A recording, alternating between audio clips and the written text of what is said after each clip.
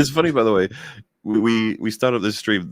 A lot of this stuff that I was interested in talking about, I literally found out about like an hour ago. Because there's that. There's the Suicide Squad information. I don't know if you've heard about this. The leaks No, for the new game. no, tell me because I'm out of the loop with Marvel and stuff. Also, chat, you're gonna have to help me out with this because this is what I know: is that you have the Arkham games, right? Arkham Asylum, Arkham City, Arkham Knight, Yeah, very beloved by fans. right. I remember playing them when they came out. They're fucking badass games. Yeah. And apparently, is it Rocksteady? They're making Suicide Squad games. I think it's called Suicide Squad Kill the Justice League or something like that. So it's like, oh, this Oh, will be kind of fun. Let's see what this is about. okay. And Okay. what's been leaked? Harley Quinn executing Batman, and DC fans are not fucking happy. And Origins, Yeah. yeah, sorry. Batman fans wouldn't be happy, man. Are you? What do you mean she's executing him? Like actually killing him? Well, so this is He's where it gets dead? complicated because, like, I didn't know what the premise of the game was. Was it that they are going to kill the whole Justice League? Because in that case, I guess they do kill Batman. But like this getting leaked has pissed everyone off because apparently Batman becomes evil because he's been brainwashed by Brainiac, and then they've tied him up and she shoots him in the head. Okay, cool. And I was just like, what the fuck? Why? What do you think fans are going to think about this? And I don't know how familiar you are, but like getting flashbacks to The Last of Us 2, everyone is. It's like, oh no. Oh Everyone yeah. makes memes about that whenever there's a new iteration of anything. It's they're going to get golf clubbed by like the most lame character in the whole fucking universe. Just some chick. Yeah, it's It's like a masculine character, just like some chick comes along, you're dead, bashes brains in. the I wanted to ask you about that with Last of Us 2. So now that the Yeah. first season was popular, the second one is going to be an adaptation of season 2 of the second game. So What funny do you enough, think's right, gonna when the first season was rolling out, a lot of people were like, are they going to adapt faithfully or not? Because they're going to have to.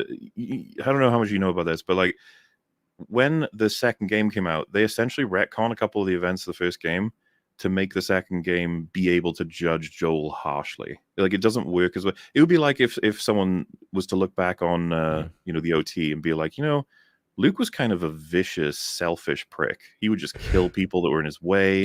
He would wipe out all these innocent workers on space stations without giving a shit. Yeah. And you're just sitting there like, what are you talking about? That's not what happened at all. It's And like it's like in Karate Kid with Johnny Lawrence being the protagonist and Daniel being the antagonist. Why do you think they're doing this? Yeah, that's my question. Is why are they literally taking everything and just diluting it down and making it such boring dribble, and they're making all the male characters these little bitches? Well, I you're just talking don't about get Star it. Wars, you're talking about everything.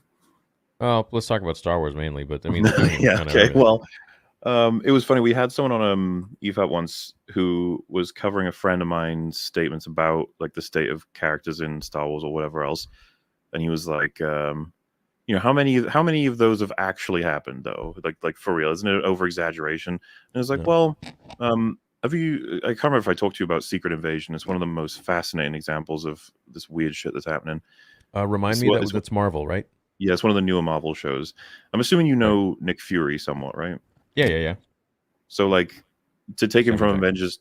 Avengers 2012, he's like the guy who organized a lot of shit. He's the connection the Avengers have to the government. Yeah. It's that stuff. And they give him his little moment when a bunch of mercenaries break into the helicarrier. He gets to kill a couple of them. It's like he gets to be, even though he's pretty old, he gets to show off he was a spy or is a spy, and then he knows what he's doing. It's like, yeah, cool. Winter Soldier, he's like attacked, and his vehicle is fully set for ambushes, and he gets to kill a whole bunch of people and escape, sort of. But the Winter Soldier gets him, sort of thing. It's like, all right, Yeah. even as a fucking lightsaber in that movie, or some weird device. It doesn't matter. Everyone thinks he's kind of badass. He can always escape the situation. He's always one step ahead, and he'll always have like a backup plan. Secret Invasion, they tell us that everything to do with his spy history has nothing to do with him. It's that he stole it all from other people that he forced to do this stuff for him, and that he rose through the ranks and he rose in his career because he used these people, and that he shouldn't rewrite history and pretend that he's worthwhile in any way, shape, or form. Right. And as a fan, you're just like, why the hell did you just write that? Well, they just took the cool part of him away completely.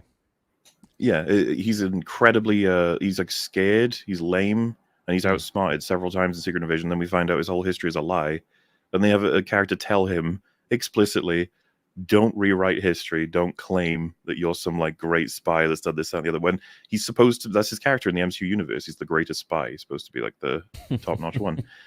And so you're like, wow, a whole show just to tell us how fucking shit the character we really like is. Okay. Yeah. Some, I and don't you know. might be like, well, that's just one. It's like, well, that's the problem in it. It's a lot of ones.